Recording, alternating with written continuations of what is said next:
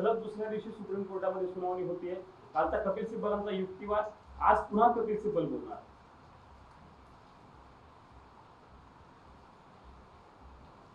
अत्यंत योग्य पद्धतीने आणि अत्यंत धारदार अशा प्रकारचा युक्तिवाद काल शिवसेनेचे वकील कायदेपंडित कपिल सिब्बल यांनी सर्वोच्च न्यायालयात केला.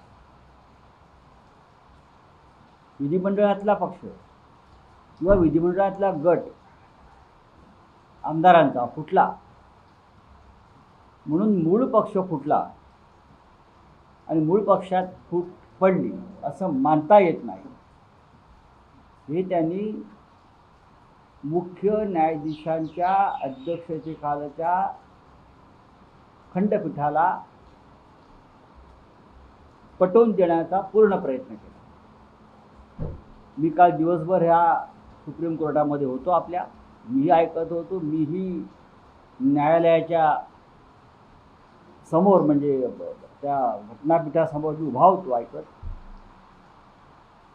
अनेक शंका ज्या होत्या न्यायालयाच्या मनात, सुप्रीम कोर्टाच्या मनात, त्याचं निरसन त्यांनी आमच्या वकिलांकडून करून घेतलं. अशा प्रकारे एका चिन्हावर निवडून आलेले लोक कोणत्याही कायद्याचं, संविधानाचं, 10th शेड्यूलचं बंधन न पाळता दुसऱ्या पक्षात जाऊन सत्तेत घुसू लागले तर या देशातली लोकशाही आणि संविधानाला कोणताही अर्थ राहणार नाही. आणि म्हणून न्यायालयानं आता पुढाकार घेऊन त्यांच्यावर कायद्याची बंधनं टाकायला पाहिजे. शिवसेना हा पक्ष अजिबात फुटलेला नाही. उद्धव ठाकरे यांच्या नेतृत्वाखाली विधिमंडळ पक्षात नक्कीच फूट पडली, काही आमिषापोटी, काही लोभापोटी. आणि म्हणून पक्ष हा फुटलेला नसून मूळ पक्ष आणि धनुष्यबाण चिन्ह हे शिवसेनेकडेच राहायला हवं किंवा राहील अशा प्रकारची भूमिका काल आमच्या वतीनं मांडली. आणि सर्वोच्च न्यायालयानं अनेक प्रश्न विचारले शिवसेनेच्या घटनेविषयी, रचनेविषयी, आणि त्यांचं पूर्ण समाधान आमच्याकडून करण्याचा प्रयत्न झाला. हा एक ऐतिहासिक खटला देशाच्या लोकशाही संदर्भात सुरू आहे.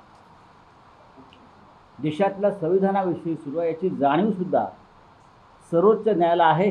हे काल मी त्यांच्याकडे पाहत असताना किंवा त्यांचं निरीक्षण करताना मला जाणवलं की आपल्या पुढे या देशातला एक ऐतिहासिक खटला सुरू आहे. या खटल्यातल्या निर्णयामुळे देशातल्या लोकशाहीवर दूरगामी परिणाम होणार आहे. हे सुद्धा मुख्य न्यायाधीश न्यायमूर्ती सूर्यकांत आणि त्यांचे जे दोन सहकारी होते न्यायमूर्ती मोहना आणि न्यायमूर्ती बागची यांच्या लक्षात आलेलं आहे. त्याच्यामुळे आम्ही निश्चिंत आहोत. कायदा त्याचं काम करेल, संविधान काम करेल. आम्ही ज्याने बेईमानी केली, ज्याने घटनेशी द्रोह केला, त्यांना कायद्याच्याच माध्यमातून संपवू याचा आम्हाला पूर्ण विश्वास आहे. माझी आजची माहिती अशी आहे की समोरच्या बाजूला चलबिचल सुरू झाली आणि भारतीय जनता पक्षामध्ये मर्ज व्हायचं की जो एक लहान पक्ष त्याने आपल्यामध्ये घेतलं अलीकडच्या काळामध्ये प्रहार, मला वाटतं त्यांच्यामध्ये मर्ज व्हायचं TMC प्रमाणे. या संदर्भात त्यांच्याकडे खल सुरू आहे. आता लवकरच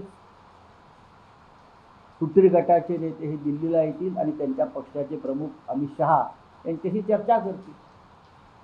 पण जर संविधान मान्य केलं आणि निवडणूक आयोगाने दिलेला चुकीचा निर्णय, दबावाखाली दिलेला निर्णय सर्वोच्च न्यायालयाने फेटाळून लावला तर महाराष्ट्राच्या जनतेचा आणि या देशातील लोकशाहीचा मोठा विजय असेल. सर, काल बोलताना कपिल सिब्बल यांच्याकडनं हाही मुद्दा उपस्थित केला गेला की ज्या पद्धतीनं पक्ष फोडला हा प्री प्लॅन वाटतो. नक्की. ज्या पद्धतीने ते सुरतला गेले, तिथं एकाच हॉटेलमध्ये राहिले, नंतर गुवाहाटीची ट्रिप आणि भाजपनं केलेली त्यांना पुरवलेली रसद हा मुद्दा मा- सिब्बल यांच्या युक्तीवर आधारित आहे. वारंवार तुतेर गटाचे नेते शिंदे हे वारंवार सांगत होते आमच्या मागे महाशक्ती आहे. त्याचा त्याने उल्लेख केला. आमच्या मागे महाशक्ती आहे, त्याच्यामुळे आमचं कोणी वाकडं करू शकणार नाही.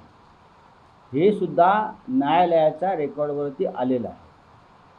एकाच वेळेला सगळे सुरतला जाणं, सुरतवरून गुवाहाटीला जाणं, तिथून गोव्याला येणं हा योगायोग नाही. हे सुद्धा सन्मान्य कपिल सिब्बल यांनी न्यायालयाच्या निदर्शनास आणून दिलेलं आहे. सर 2013 आणि 2018ला उद्धव ठाकरे यांची नियुक्ती झाली होती. त्यापैकी एक नियुक्ती अयोग्य आहे असं इलेक्शन कमिशनचं म्हणणं होतं. त्यावरती कपिल सिब्बल यांनी सांगितलं की 2014ला नेतृत्वात उद्धव ठाकरेंच्या निवडणुका झाल्या, 2019लाही झाल्या, मग ते निवडून आलेले आहे लोकप्रतिनिधींचा.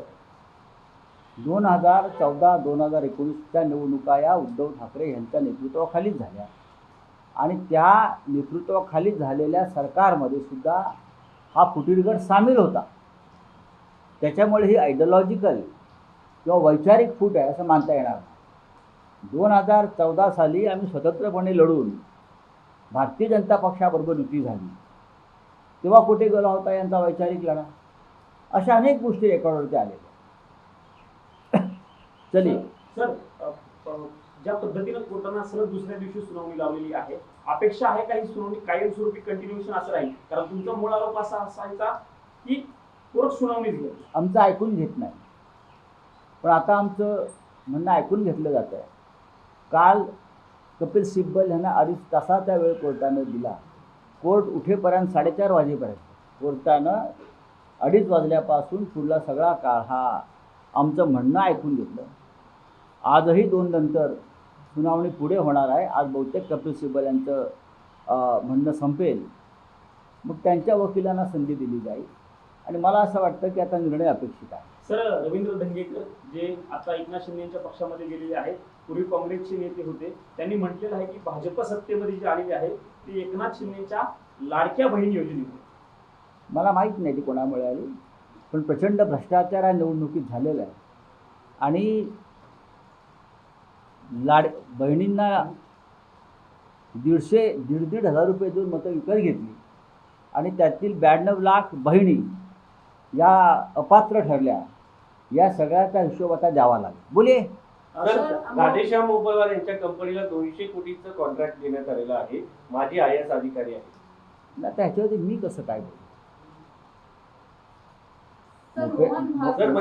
मोपेलवार हे राज्य शासनामध्ये सार्वजनिक बांधकाम वगैरे खात्यात काम करत होते असे माझी माहिती आहे. ते समृद्धी महामार्ग किंवा शक्तीपीठ या दोन्ही मार्गांना खरं म्हणजे त्यांचं नाव द्यायला पाहिजे तर मोपलवारांनी. अशी परिस्थिती होती. पण जेव्हा अधिकारी सरकारमध्ये काम करतात त्याच्यानंतर एवढ्या मोठ्या प्रमाणात हो, पण न्यायाधीशांना नंतर राज्यसभा मिळतात. हो, पण राज्याच्या मुख्यमंत्र्यांना ह्याच्यावरती उत्तर द्यावं लागेल. राज्याचे जे मुख्यमंत्री आहेत अत्यंत प्रामाणिक, सचोटीचे वगैरे जे आपण त्यांना म्हणतो, अत्यंत प्रामाणिक, सचोटीचे, नेक, इमानदार, त्यांनी याचं उत्तर द्यायला पाहिजे ना. तुम्ही हा पक्ष विरोधी पक्षाला कसं काय विचारू शकता? जर अशा प्रकारे तुम्हाला काही चुकीचं वाटत असेल तर कधीतरी हा प्रश्न सरकारच्या लोकांना विचारावा लागेल, डेप्युटी CMना विचारावा लागेल, राज्याच्या मुख्यमंत्र्यांना विचारावं लागेल, राज्यपालांना विचारावं लागेल. समृद्धी महामार्गामध्ये आणि आता शक्तीपीठ महामार्गामध्ये हजारो कोटीचा घोटाळा झाला. ठेकेदारांकडून काम पूर्ण होण्याआधीच 25 ते 30 कोटी कमिशन घेण्यात आलेलं आहे आणि त्या हजारो कोटीमधून आमदार खासदार विकत घेतले गेले हे सगळ्यांना माहिती आहे. अशा प्रकारच्या कामातून अनेक अधिकारी, अनेक ठेकेदार, अनेक राजकारणी हे इतके फुगलेले आहेत म्हणजे बेडकांचा बैल झाला, इतके फुगलेले आहेत. आता ह्या सगळ्यावरती आपल्या प्रामाणिक सचोटीच्या मुख्यमंत्र्यांनी उत्तर दिलं पाहिजे. माझं काहीच म्हणणं नाही त्याच्यावरती. सर मोहन भागवत आज जेनजी सोबत संवाद साधत आहेत. सगळ्या जेनजींना त्यांनी मुंबईत एकत्र बोलवलेलं आहे. नाही, जेनजीमध्ये कोण? हे सगळी भाजपा किंवा संघ परिवारातल्या नेत्यांची मुलं आणि नातवंड आहेत. मी जेनजी त्यांना मानतो जे जंत्रमंतरला आले, ज्यांनी सरकारविरुद्ध आक्रोश केला आणि आजही त्यांच्या विरुद्ध मोदींनी माफीचं नाटक करून सुद्धा, क्षमा देऊन सुद्धा अमित शहाचे पोलीस यंत्रणा त्यांच्या घरी जाऊन त्यांच्या पालकांना दमबाजी करतायत, त्यांच्यावर गुन्हे दाखल करतायत. त्यातली एक रिया आहेत नावाची मुलगी काल राहुलजींना भेटली. अशी अनेक प्रकरणं आहेत. मोहनराव भागवतांनी या मुलांशी बोललं पाहिजे. आपल्या पदाधिकाऱ्यांच्या नातवंडाशी बोलून काय करणार ते चुकीचं आहे. राऊतांसारखं बोलल्यापेक्षा गुंग असलेलं, तुमच्यासारखं बोलल्यापेक्षा गुंग असलेलं, तुम्ही जसं हा. बोलताय तसं बोलण्यापेक्षा गुंग असलेलं हा. बरं. मुख्यमंत्र्यांच्या पत्नी मग चांगलं आहे ना, मग तोंड शिवून घ्या. मग बोलताय कशाला? बोलू नका. आम्ही बोलतोय म्हणून ही लोकशाही जिवंत आहे. आम्ही बोलतोय म्हणून या देशामधलं संविधान जिवंत आहे. आम्ही बोलतोय म्हणून या देशामध्ये जाग आहे. आम्ही रस्त्यावरती उतरून आंदोलनं करतोय म्हणून लोकांना आशा आहे. लक्षात घ्या. आम्ही सुद्धा तोंड शिवून बसलो असतो तर हा देश ईदी अमीनच्या ताब्यात गेला असता. जो आता मला जाताना दिसतोय तो आम्ही थांबवला आहे. सर, मोहन भागवत आज बोलिए। जेनजी से मुलाकात करेंगे लगभग 2000 से, क्या कहेंगे? अरे ये बात बहुत अच्छी है. ये अगर पहली बात होती जंतर मंतर पर अगर मोहनराव भागवत आदरणीय सरसंघ चालक अगर जंतर मंतर पर आते अपने साथियों के साथ और वहाँ जो बच्चे अनशन को बैठे थे उनका दुख दर्द समझ लेते तो मैं उनका ज़रूर स्वागत करता. आप जिस जैन जी को मिल रहे हैं वो सभी बीजेपी और संघ परिवार के बेटे और पोते और नाती हैं. ये कौन सी जैन जी है? अगर जैन जी है तो जो जंतर मंतर पर जिसने लाठियाँ खाई है, टीयर गैस सहन किया है या पैलेट गन्स के हमला जिसने अपने शरीर पर लिया है, आप उनसे बात करनी चाहिए. कल एक लड़की दिल्ली में आकर राहुल गांधी जी से मिली है, मुंबई की, जिसका नाम है रिया ही, जिसने पुलिस की गाड़ी को रोका था और 20 बच्चे थे उनको रिहा किया था. उनसे बात करिए. ये जैन जी है.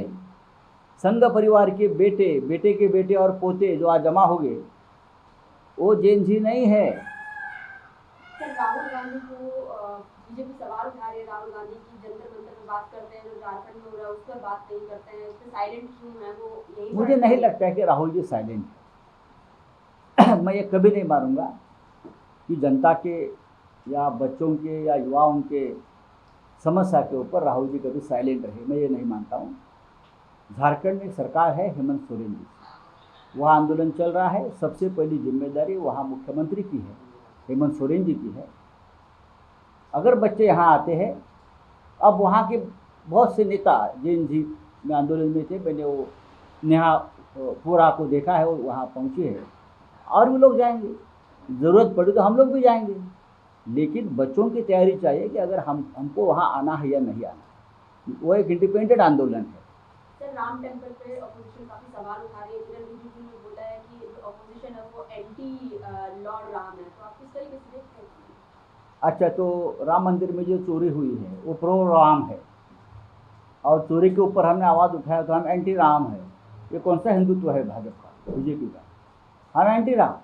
आप चोरी करें राम के मंदिर में, दान पेटी की चोरी करे, तड़ावे की चोरी करे. हाँ, सीता माई का मंगलसूत्र चोरी हो गया, वहाँ से पूरे अलंकार चोरी हो गए. हमने आवाज़ उठाया तो हम एंटी राम. हाँ, और ये बड़े राम भक्त हैं चोरी करने वाले. अरे कौन सा हिंदुत्व आप पाल पोस रहे हो भाई. चलो, thank you very sir, much. Rahul Gandhi का छात्रों की कूच कार्यक्रम था, वो भी कैंसिल हुआ क्योंकि उन्हें परमिशन नहीं दी गई, वेन्यू पे परमिशन नहीं दी गई. तयार झाले. उसे ही इमरजेंसी बोलते हैं. इमरजेंसी, आपातकाल, तानाशाही इसी को कहते हैं. आप राहुल गांधी से, लीडर ऑफ अपोजिशन से डर रहे हो. बहुत डरते हैं आप लोग. इस डर के मारे तो गृह मंत्री और प्रधानमंत्री जी नहीं आ रहे. अगर प्रयागराज का प्रोग्राम राहुल गांधी का रद्द हो है तो प्रधानमंत्री ने हस्तक्षेप करना चाहिए, गृह मंत्री ने हस्तक्षेप करना चाहिए उनकी सरकार में कि ऐसा आप मत करिए. ये लोकतंत्र के खिलाफ है.